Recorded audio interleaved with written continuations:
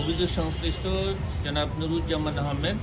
সাবেক মন্ত্রী, সমাজ কল্যাণ মন্ত্রণালয় এবং সাবেক সংসদ সদস্য, লালমনিরহাট ৩, লালমনিরহাট সরকারের দায়িত্বশীল পদে থেকে ক্ষমতার অপব্যবহার পূর্বক জ্ঞাত আয়ের উৎস বহির্ভূত 5,31,00,000 টাকারও বেশি মূল্যের সম্পদ অর্জন এবং নিজ নামেও 31টি ব্যাংক হিসাবে 62 কোটি টাকারও বেশি অস্বাভাবিক লেনদেন মাধ্যমে প্রাপ্ত অর্থ বা সম্পত্তির অবৈধ উৎস গোপন বা আড়াল করার উদ্দেশ্যে স্থানান্তর, রূপান্তর এবং হস্তান্তরের অপরাধে দুর্নীতি দমন কমিশন আইন 2004, দুর্নীতি প্রতিরোধ আইন 1947 এবং মানি লন্ডারিং প্রতিরোধ আইন 2012 এর সংশ্লিষ্ট ধারায় একটি মামলা রুজু হয়েছে। জনাব নুরুজ্জামান আহমেদ অসৎ উদ্দেশ্যে নিঃস্বার্থে আর্থিকভাবে লাভবান হওয়ার জন্য তার স্বামীর ক্ষমতার অপব্যবহার করে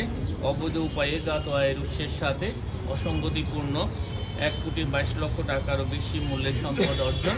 এবং নিজ নামে 25টি ব্যাংক হিসাবে 50 কোটি টাকারও বেশি মূল্যের সম্পদ অর্থ সন্দেহজনক লেনদেন এবং অস্বাভাবিক লেনদেনের মাধ্যমে প্রাপ্ত অর্থের উৎস গোপন এবং স্থানান্তর, রূপান্তর এবং হস্তান্তরের অপরাধে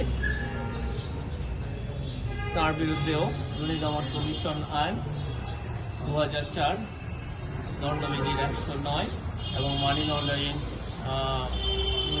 লন্ডারিং প্রতিরোধ আইন 2012 এর সংশ্লিষ্ট ধারায় আরও একটি মামলা রুজু হয়েছে। আহমেদ পিতা নুরুজ্জামান আহমেদ পরস্পর যুগ সাজসে অসৎ উদ্দেশ্যে নিঃস্বার্থে আর্থিকভাবে লাভবান হওয়ার জন্য তার পিতা জনাব নুরুজ্জামান আহমেদ,